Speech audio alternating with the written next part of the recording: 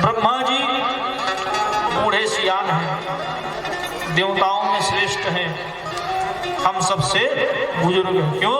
ब्रह्मा जन्म से ही बुढ़ापा धारण किए हुए हैं, पक्का पक्का दाढ़ी,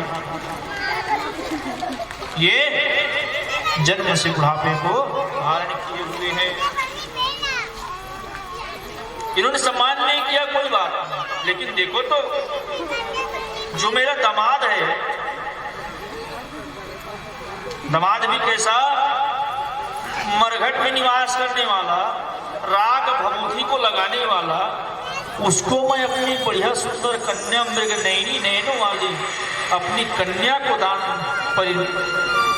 पानी ग्रहण किया हूं। इसके ऊपर दया करके यहां पर तो दक्ष अनेक प्रकार के अपशब्दों का प्रयोग किया, किसके लिए? भगवान भोलेनाथ के लिए। अरे जो पीपल पेड़ में मरघट में निवास करता है, चिता राख को अपने शरीर पर लपेटे रहता है, रमाए रहता है, उसको जो है अपनी सुंदर कन्या को मैंने पानी ग्रहण करवा दिया, और उसके बाद भी जो है इसको उठ करके प्रणाम करना चाहिए, अभिवादन करना चाहिए। क्यों? क्योंकि मैं देवताओं का सभापति हूं, और उससे पहले मैं इसका ससुर हूं। लेकिन फिर भी जो है इसने प्रणाम नहीं किया, अनेक प्रकार के अपशब्द बोलने लगा भगवान शंकर जी के प्रति। तो किसी मालिक के सामने, नौकर के सामने मालिक को कुछ भला बुरा कहो, या किसी बेटे के सामने बाप को कहीं बुरा भला कहो, क्या वो बेटा सुनने वाला है? हाँ? क्रोध आया नंदी को, अरे नंदी ने श्राप दिया, अरे क्या मैं करता है, जाओ तुम्हारा मुख जो है बकरे के समान हो जाए। नंदी को भी श्राप दिए, कौन? दक्ष ने। जाओ विष्ठायाम मुखायाम गृहानास्ति, आने वाले समय पर विष्ठा आदि भोजन करोगी। इसलिए आजकल बैल नंदियों को झूठा भोजन देते हो, तुम्हें घर में नहीं रखेंगे, तुम्हारे ऊपर बोझा को लादे करेंगे। ऐसा श्राप किसने दिया? दक्ष ने। जब श्राप का आदान प्रदान चल रहा था एक दूसरे को, बाबा की आंख खुली, बाबा ने कहा नंदी शांत हो जाओ, कोई बात नहीं। फिर से दक्ष कहने लगा, बाबा भोलेनाथ मुस्कुराते हुए उस सभा से चले आए। इधर जैसे ही कैलाश पर पहुंचे, मैया सती अपने कैलाश पर्वत बैठी हुई थी। भगवान भोलेनाथ बड़े सुंदर मुस्कुराते हुए पहुंचे। अब इधर दक्ष कहने लगा सभा में, अब मैं जो है देवताओं का सभापति बन गया हूं, तो मुझे कोई ऐसा कार्य करना चाहिए जिससे देवताओं का मान सम्मान हो। तो क्यों ना मैं एक यज्ञ करूं। ठीक है, देवताओं ने हाँ भरी। कंकल क्षेत्र पर, हरिद्वार पर एक कंकल क्षेत्र है, वहां पर बढ़िया सुंदर यज्ञ मंडप का निर्माण किए। सारे देवताओं को निमंत्रण भेजा, सारे देवताओं को निमंत्रण भेजा। निमंत्रण पत्र पर स्पेशल लिखवाए दक्ष। क्या लिखवाए? जितने भी देवता अपने विमान में चढ़ के आएंगे तो कौन से रास्ते से आएंगे?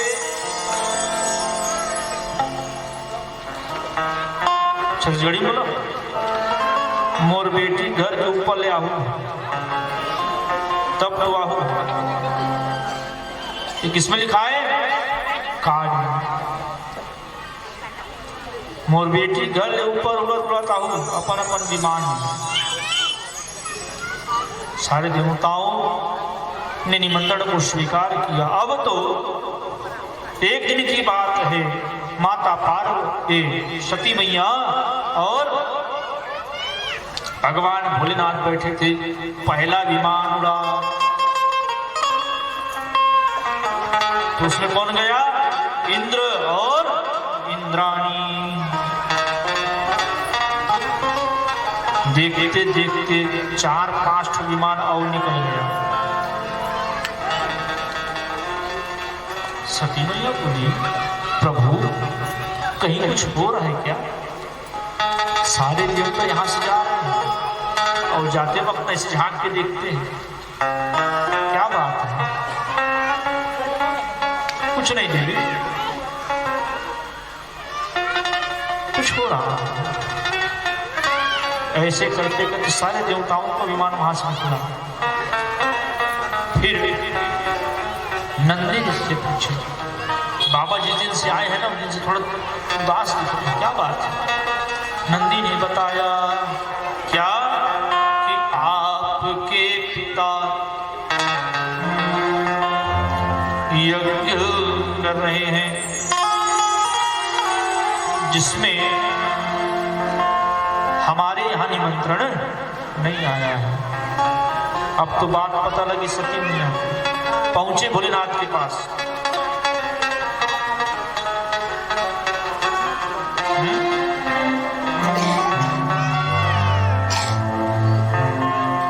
कहने लगी, हे प्रभु, हे भोलेनाथ, हे स्वामी, मुझे अभी अभी पता लगा कि आपके ससुर मेरे पिता बहुत सुंदर दिव्य यज्ञ आयोजन किए हुए हैं। उस यज्ञ पर हमें भी जाकर के भगवान की पूजा करनी चाहिए, क्यों ना यज्ञशाला का दर्शन करना चाहिए। भगवान शंकर ने मना किया।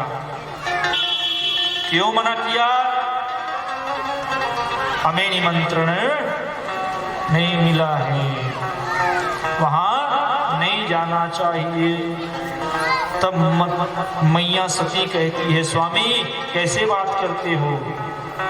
क्या बेटी को मायके जाने के लिए निमंत्रण की आवश्यकता है?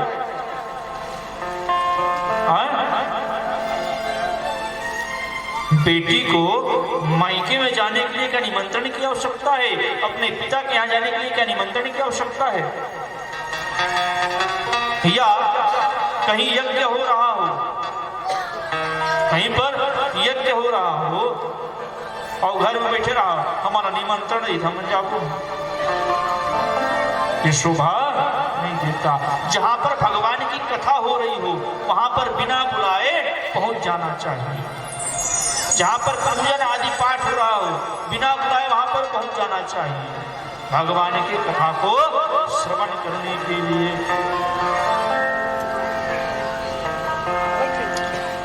मरनी में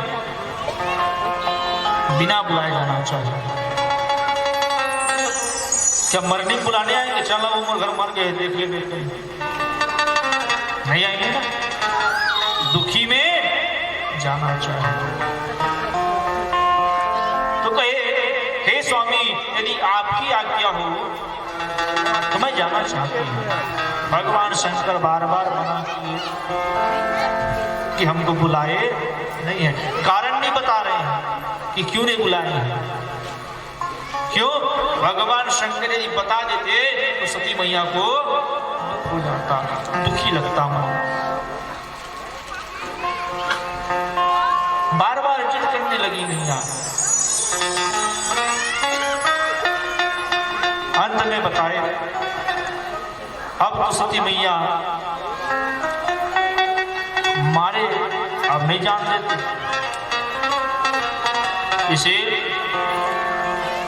कोई पति बार बार मना करे पत्नी हमें नहीं जाना है, चुपचाप घर में रहना है, काबर हमारा निमंत्रण नहीं मिले, हम नहीं जाओ।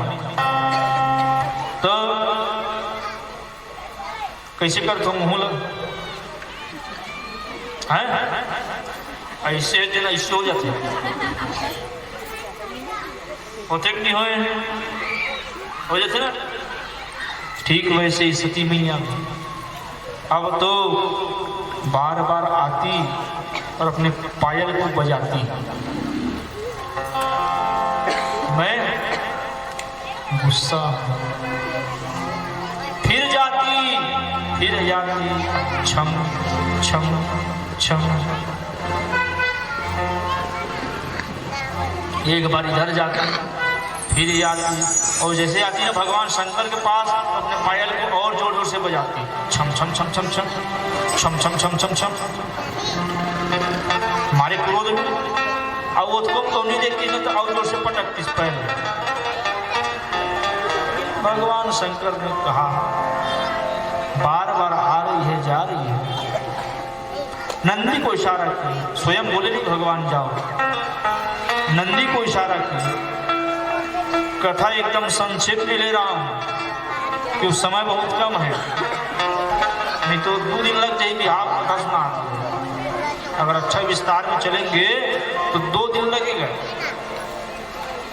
भगवान पे खाली यहीं पर जो संवाद है ना माता पार्वती और शिव जी का, उसको सुनाने में केवल 2 दिन लगेगा। इसलिए जितना संक्षेप हो जाए आप लोगों को बता रहा हूं। माता कोई इशारा नहीं कि भगवान जाओ, किसको बोले? नंदी को, नंदी जाओ घुमा के ले आओ।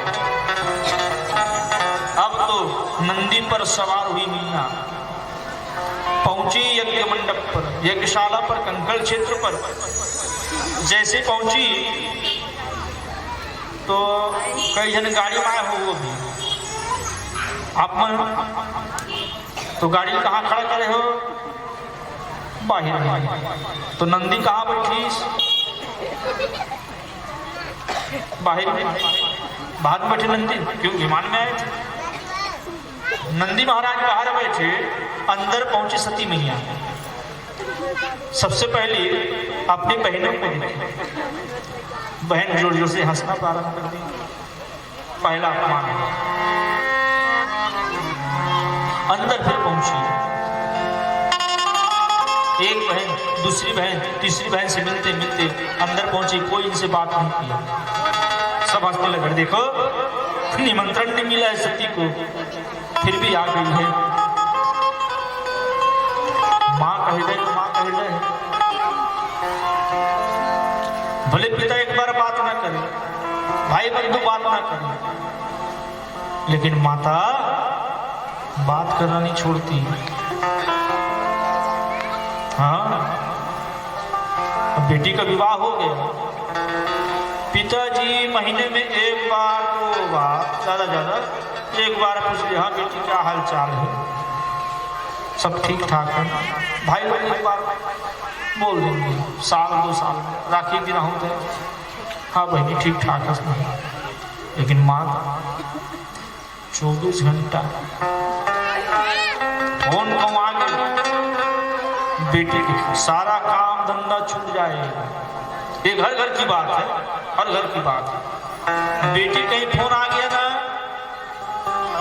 सारा काम छोड़ देंगे और कहाँ लगेंगी?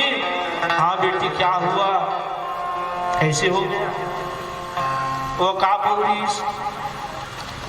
फुर्सत 1 घंटा 2 घंटा। ठीक वैसे ही सब कोई बात करना छोड़ देंगे, लेकिन माता कभी छोड़ने वाली नहीं है।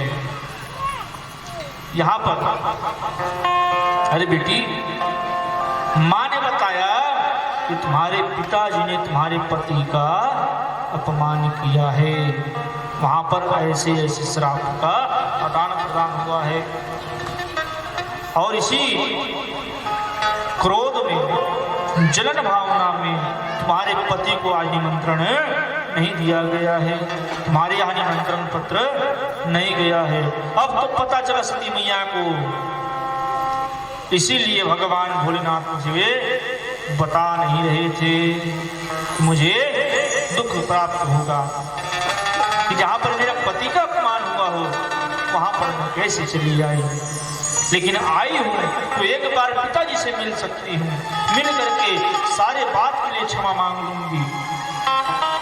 ऐसा कहकर के जैसे यज्ञ मंडप पर पहुंची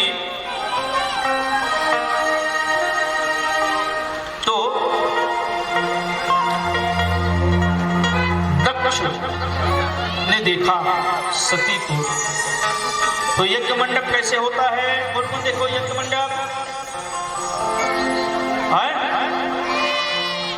शिव भैया एक आध बार यज्ञ हुए जी गांव में, करवाना जी। 16 खंभे, कितना खंभा, 16 खंभा, बीच में हवन कुंड और चारों तरफ देवताओं का निवास। उस यज्ञ के आचार्य थे भृगु महात्मा, सबसे पहले नजर पड़ा आचार्य का। अपने दाढ़ी को दिखा दिखा करके हंसने लगे, अरे भला बताओ ये सती जिसके पति का इतना अपमान किए फिर भी यहाँ अपमानित होने के लिए यहाँ पर आ गई है। पितर देवता दांत दिखा दिखा करके हंसने लगे। पितर देवता थे, बैठे थे एक मंडप में, दांत दिखा दिखा करके हंस रहे थे।